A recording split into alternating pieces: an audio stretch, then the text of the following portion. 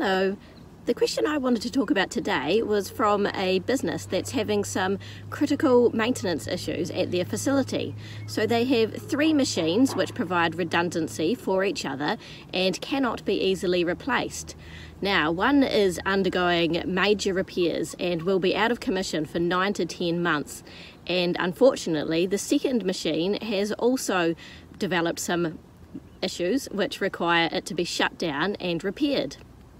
So his question was, do we need to reevaluate our business continuity plan because of these issues? And I've said, yes, while you're running on one machine, you need to look at your different options. So some of the options are to continue operations at a reduced scale or put as much resource as possible into repairing these machines as quickly as possible. So the issue that this problem highlights is with preventative maintenance, and I've seen similar problems with facilities management issues. So when not enough resource is put into preventative maintenance or facilities management, then it causes problems for the rest of the business. If your facilities aren't maintained and it means that you have to be evacuated, that can disrupt the whole business.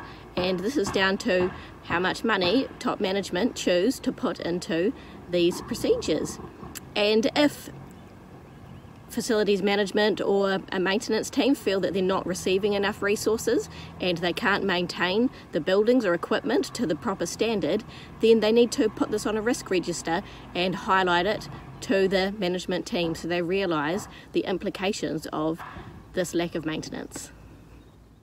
If you are a consultant preparing business continuity plans with clients, save time using our online template. Choose from 1 to 50 plan packages at bcpbuilder.com/join now.